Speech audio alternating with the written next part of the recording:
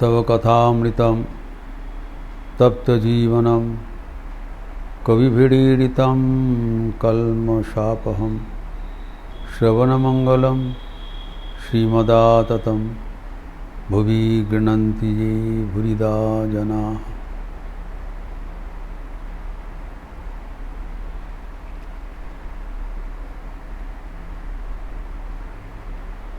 जिनको ईश्वर लाभ हो गया, ईश्वर का दर्शन कर लिया,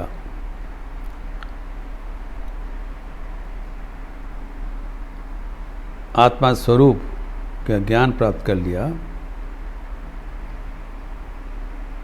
उनको क्या लक्षण है ठाकुर बताया।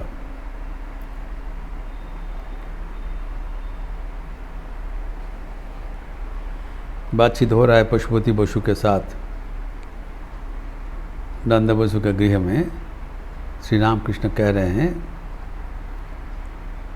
कि एक बार ईश्वर का आनंद मिल जाने से सब कुछ भूल हो जाता है और दूसरा कोई रुचि नहीं होता है। इसका विशद चर्चा हम लोग कर रहे थे कई दिनों से। भक्ति शास्त्र में भी कहा गया है कि ये पराभक्ति प्राप्त होने से जो भक्त का जीवन भरपूर हो जाता है, तत्प्राप्य तदैव अवलोकयति।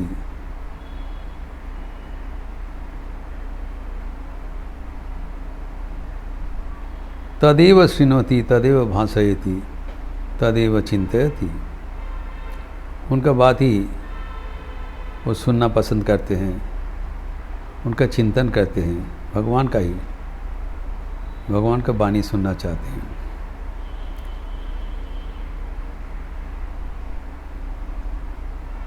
ये जैसे भक्ति शास्त्र का पराकाष्ठा दिखाया, वैसे ही हमारे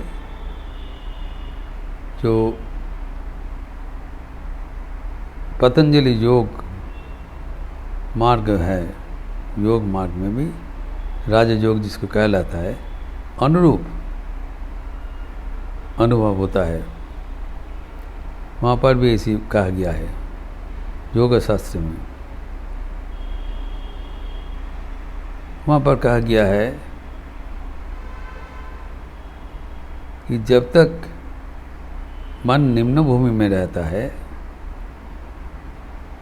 till the mind remains in the 3 lower organs, तब ये सब चिंतन नहीं होता है।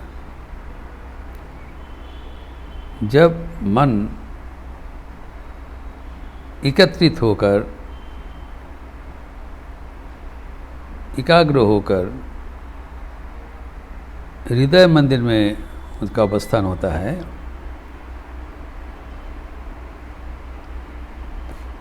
तब उनको अलौकिक दर्शन आदि होता है। योग मार्ग में कहा गया है जब तक अनाहत चक्र में नहीं पहुंचा, तब तक हम लोग साधारण जीव के जैसे व्यवहार करते हैं। लेकिन जैसे कुंडलिनी शक्ति चतुर्थ चक्र में पहुंचा, हृदय मंदिर में, तब उनको अलौकिक दर्शन होता है। तब जिसे कहा गया वो कहते एक ही ये क्या है, कभी ये तो दर्शन नहीं मिला।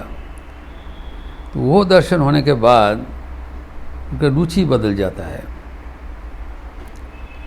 जैसे यहाँ पर ठाकुर कहते हैं उसका ही बात सुनने और बोलने चाहते हैं, तो रुचि बदल हो जाने से मतलब क्या होता है, तब उन्हीं का ही बात सुनना पसंद करते हैं, भगवान का ही चिंतन करते हैं, भगवान का ही दर्शन करते हैं।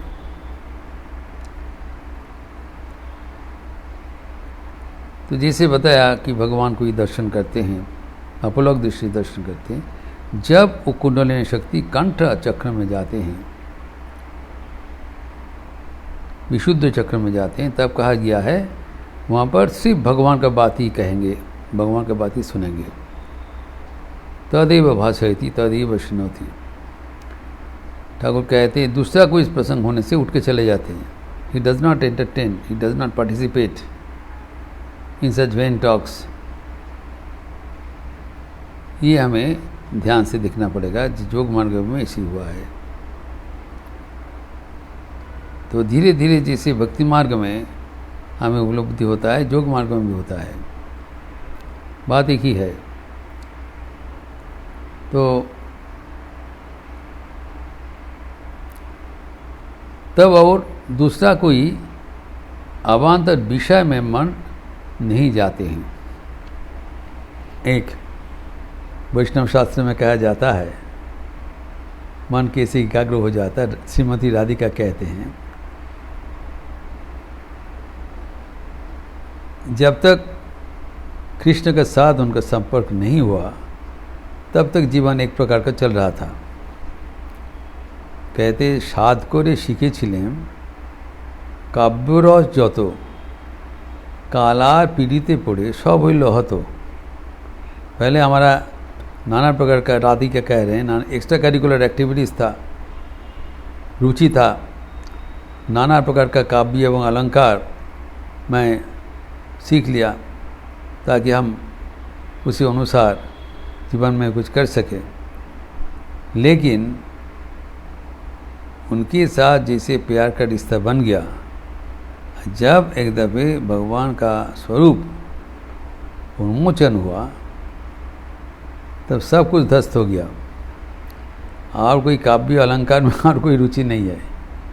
कालार प्रीति कृष्ण का जो प्रेम है ये सर्वग्रासी है, सबको कवर कर लिया, सबको लेकर भगवान का आविर्भाव ही भगवान का साथ आनंद ही आनंद होता है।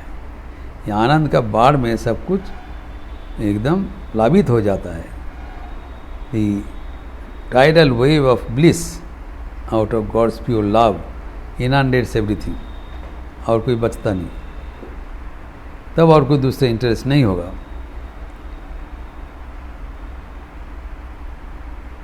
जैसे हम लोग कहा था, उपनिषद में भी कहा गया अन्नो वाच विमुंचत, हाथ दूसरा कोई बातचीत नहीं करेगा, सिर्फ भगवत प्रसंग ही होगा, उससे बिना और उसका कोई रुचि नहीं है।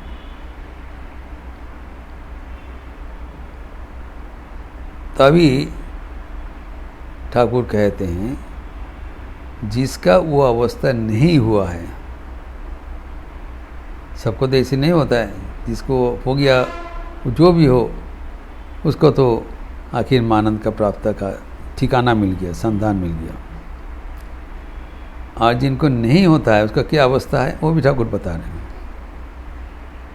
कहते हैं वो विकार का रोगी का जैसा है, पेशेंट ऑफ डिलीरियम। बड़ा सुंदर ठाकुर ने उदाहरण दिया। अगर ईश्वर को जब तक प्राप्त नहीं होता है, अगर उनका अहंकार का स्फीति हो जाता है तो ये एक प्रकार का बीमारी है, इज ए डिजीज़, विकार का रोगी जैसा है। ठाकुर उदाहरण दे रहे हैं जब किसी को विकारग्रस्त रोगी हो जाता है तब क्या क्या हो सकता है। विकारग्रस्त रोगी होने से तब उनका मन और वाणी का प्रति उनका और कोई नियंत्रण नहीं रहता है। वो क्या सोचते हैं, क्या बोलते हैं, वो वास्तव के साथ उनका कोई संयोग नहीं रहता है। He forgets his real status due to अहंकार। He dooms in an imaginary world.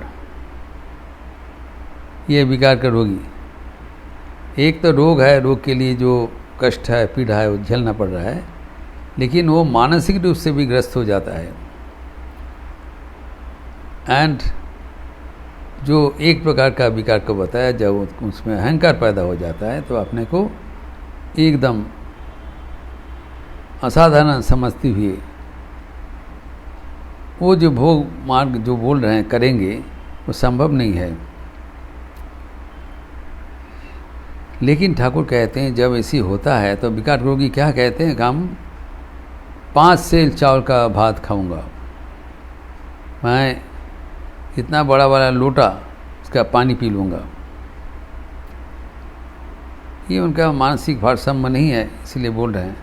लेकिन ठाकुर का जो निर्देश है वो लक्षणीय है। वो कहते हैं वैद्य जब विकार का रोगी ये सब बोलते रहते हैं तो वैद्य उनको स्वीकार कर लेते हैं। हाँ हाँ, खाबी खाबी, अच्छा ठीक है, देखिए, because at that stage he is not in A phase of understanding. वो इसको एक मानसिकता होना चाहिए, वैद्य जो बोलेगा हम करेंगे। लेकिन वो जो बोल रहा है कंप्लीटली बोगस। कहते हैं मैं 5 सेर चावल का भात खाऊंगा, 2 जाला पानी पीऊँगा, इसे नाना प्रकार बोलते हैं। एंड ठाकुर प्रिस्क्रिप्शन क्या है, वो कहते हैं हाँ साइलेंट कॉन्सेंट, हाँ हाँ तो कभी कभी ठीक है। वो उनका अभी भारसाम्य नहीं है, तो वैद्य उनको ध्यान में नहीं देते, डजंट टेक हिम सीरियसली। जो बोल रहे हैं उसको सुन लेते हैं। This is the way we should interact with such people, ये ठाकुर सिखा रहे हैं। जब कोई अहंकार का वशवर्ती होकर, मैंपन और मेरापन का वशवर्ती होकर कुछ भी बोलते हैं, कुछ भी करते हैं, उसके साथ विरोध नहीं करना चाहिए। वो समझेगा नहीं, उसको मानसिकता नहीं है, वो रोगग्रस्त है। अगर जब बोला जब 5 सेर चावल का भात खाऊंगा, जो कि संभव नहीं है, अगर वैद्य उस समय उसको अगर समझाने चाहें, देखो इट्स नॉट फिजिकली पॉसिबल, अगर 5 सेर चावल का भात तुम लेंगे, चावल लेंगे, तो तुम्हारा तबीयत बिल्कुल चलेगा नहीं, इतना पानी नहीं पीना चाहिए। तो ये सब उनको वो सही ढंग से बताने से उनको समझने का उस समय में अवस्था नहीं है। वैद्य क्या करते हैं, वेट, जब तक विकार का रोग खत्म हो जाएगा, जब वो होश में आ जाएगा, तब उनके साथ बातचीत करते हैं बीमारी के बारे में। उनका जो बीमारी है उसके लिए जो इलाज है बता दिया, लेकिन जब रोगी नाना प्रकार का बातचीत कर रहे हैं, वो बातचीत सुनते हुए भगवान मौन होकर उनका जो साथ रहते हैं उसके एंडोर्स करते हैं, हाँ ठीक है ठीक है, ताकि वो उसका विकार जब तक ख़त्म हो जाएगा तब तक इंतज़ार करें। तो यही है ठाकुर का सिखाने का मतलब, दैट ये जब तक हमारा ईश्वर के साथ जब हो गया ईश्वर के साथ संपर्क, तब तो हम ईश्वर की बात बिना कर नहीं पाएंगे। या भक्ति मार्ग से या जो योग मार्ग से हम लोग देखा है। लेकिन जो साधारणतः जिसको वो अवस्था प्राप्त नहीं हुआ, तो उनका स्वभाव है, स्वाभाविक है कि उनका मन चंचल रहेगा एवं नाना प्रकार अवास्तव परिकल्पना लेंगे, will take all infeasible projects. लेकिन वो उसको अब उस समय में संशोधन करना संभव नहीं है, because is over powered with is अहंकार। Then we should follow the advice of the वैद्य दैट पैसिफाइज, जो दवा देते हैं और साथ साथ भी कहते हैं इसे तुम करते जाओ, और धीरे धीरे उसका जब विकार खत्म हो जाएगा तब असल उनका बात सुनते हैं, नॉट बिफोर। इसीलिए ठाकुर कहते हैं जब तक तुम्हारा मैंपन मेरापन रहेगा, तब तक उनको विकार का रोगी समझो। He is not a normal person, his behaviour, his conduct, his aspirations are all abnormal, मान के चलना पड़ेगा। So that we can interact with them accordingly. वो समझाने का समय नहीं है, you will not be able to understand. तब we have to have a silent endorsement and allow the person to become normal. जब तक स्वाभाविक नहीं होता है तब तक उसको समझाने का बिल्कुल कोशिश नहीं करना चाहिए। इस प्रकार का जो इंसान होता है, इसका जो विवरण भगवद गीता में दिया हुआ है, 16 चैप्टर 16 अध्याय में जहाँ पर जो ये सब व्यक्ति का वर्णन दिया गया है। दैवासुर संपद विभाग, जो असुर प्रकृति के आदमी होते हैं, जो भगवान का इच्छा, भगवान लाभ, ये सबसे दूर रहते हैं, उनका क्या अवस्था क्या है कि उनको जो मन नाना प्रकार का आशा पाशो शतैर्बद्धा काम क्रोध परायणी, नाना प्रकार का आशा पाश्य बद्ध है, हम ये करेंगे वो करेंगे, काम क्रोध लेके वो फंसे हुए हैं और उनका परिकल्पना का कोई शेष नहीं है। जो षोडश अध्याय का त्रयोदश श्लोक में बोल रहे हैं, वर्स चैप्टर 16 वर्स 13, इदमद्द मया लब्ध इदम प्राप्स्य मनोरथम इदमपि अस्ति में भविष्यति पुनर्धनम। आज हमारा इतना लाभ हुआ है, इतना हमारा टारगेट पूर्ण हुआ है, इतना प्राप्त किया, और ये प्राप्ति करने से हमारा कोई तृप्ति नहीं होगा। भविष्य में हमें और भी ये सब चाहिए ताकि हमारा जो कामना वासना पूर्ण हो सके। वो होगा नहीं, लेकिन का चिंतन ऐसे रहता है, आज इतना मिल गया, कल इतना मिलेगा। हमारा जब मनस तुष्टि होगा as per our desire and fulfil my desire, अभी अभी इतना मिला है, इदम अस्ति हमारा है, और ये भविष्य में भी ये मिल जाएगा, इतना धन मिल जाएगा, इतना प्रॉपर्टी मिल जाएगा, इतना अर्थ मिल जाएगा। नाना प्रकार का चिंतन, ये करने से क्या होगा, करने से क्या होगा, जैसे आम का चिंतन, आम का हिसाब किताब करते रहते हैं, वैसे ही व्यक्ति इंसान हमें और कितना मिलेगा और कैसे क्या कर पाएंगे, ये सब जोड़ते ही चले जाए।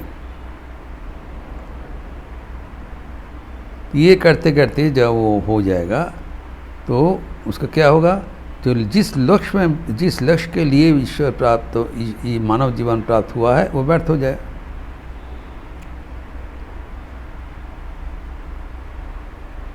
इसीलिए कहा गया है अनेक चित्त विभ्रांता मोहजाल समावृता। तो अनेक प्रकार चित्त विभ्रांत मोहजाल समावृत होकर उनका क्या होता है, पतंती नरक अशुचु, जीवन व्यर्थ हो जाता है।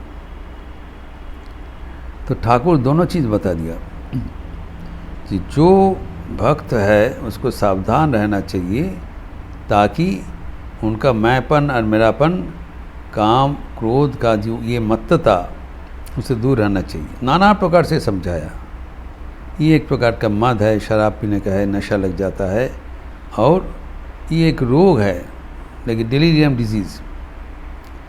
जब तक वो बीमारी ख़त्म नहीं हो जाता है तब तक हम मन को समझा नहीं पड़ेंगे, समझा नहीं, वो समझ में नहीं आएगा। जब वो ख़त्म हो जाता है तब क्या करते हैं, वैद्य क्या कहते हैं, ठाकुर कह लिया कि उधर में वो तामुक सेवन करते हैं, बुड़ुक बुड़ुक करे तामक कर। He does not pay any attention, neither he confronts that patient. वो मरीज़ को बिल्कुल उसके साथ विरोध नहीं करते, जी तुम जो बोल रहे हो अवास्तव है, तुम्हारा लिए 5 सेर का वो भात खाना असंभव है, ये सब समझाने से नहीं होगा। वो क्या कहते हैं, हाँ हाँ तो आज तुम खाने चाहते हो जाएगा, ठीक है, इंतज़ार कर। क्योंकि इंतज़ार करते हैं जब वो सही हो जाएगा तब ये बात नहीं बोलेगा। He will correct himself, he does not, it is not necessary to correct him, he will correct himself when he becomes normal, not otherwise। इसीलिए हमें भी जो व्यक्ति अभी ऐसे प्रकार का नाना प्रकार का आशा पाश में विद्ध होकर हमें ये चाहिए वो चाहिए, इसका आनंद, तो उसको साथ जो समझाने की, अगर अब समझाएं ये सब तुम्हारा नित्य है, नहीं रहेगा, ये सब कुछ समझेगा नहीं। जब तक उनका ये बीमारी ख़त्म ना हो जाए भगवत कृपा से, जब भगवत कृपा से उनका बीमारी धीरे धीरे चला जाएगा तब उनका मन में भगवत प्राप्ति के लिए इच्छा होगी, और इच्छा अनुसार तब भगवान उनको प्राप्त, वो आज उनको साथ उपस्थित होंगे। जब तक नहीं हो रहा है तब तक उनकी इंतज़ार करना पड़ेगा सावधानता के साथ, ताकि थोड़ा से अगर गलती हो जाए तो जीवन में बड़ा चोट पहुंच जाता है। ये मनुष्य जीवन दुर्लभ है, हमें आंतरिक होकर भगवान के चरण में प्रार्थना करना चाहिए, ताकि हमारा अहंकार न पैदा हो जाए, हम गलती से मैंपन और मेरापन के संपर्क में आकर जीवन को बर्बाद ना करें। तो कैसे ये विकार जो है वो कैसे हम अतिक्रम करेंगे, इसके बारे में भी ठाकुर अभी सुझाव देंगे। जब तक विकार रहेगा तब तक कोई उपाय नहीं है, तब तो इंतज़ार करना पड़ेगा। कि वैद्य भी तब तक कुछ नहीं दवा देते हैं, जानते हैं ये इनको समझाने का कोई अभी फ़ायदा नहीं है। He waits till he becomes he subsides till his ill effects of the disease get subside, तब उनको इलाज करने से वो सही होगा। वैसे ही भगवान जो अंतरंग भक्त है उनको कृपा करने के लिए बराबर सचेतन है, एवं हम भी भगवान का चरण में प्रार्थना करें, वो अवश्य कृपा करेंगे। ओम शांति शांति शांति। हरि ओम तत्सत्। श्री राम कृष्णार्पणमस्तु। आज शुक्रवार के अवसर है, 10 बजे के बाद श्री माँ शारदा देवी की मधुर स्मृतियाँ, एवं आज एक विशेष अधिवेशन है, शारदा संघ का वार्षिक अधिवेशन है, विशेष कार्यक्रम है, और शाम को संध्या आरती के उपरांत यथारीति नारद भक्ति सूत्र पर प्रवचन। आप लोग जो ईमेल में दिखाया जाएगा, आज जो आप आएंगे ठीक है। अच्छे रहिए, स्वस्थ रहिए, आनंद में रहिए। नमस्कार।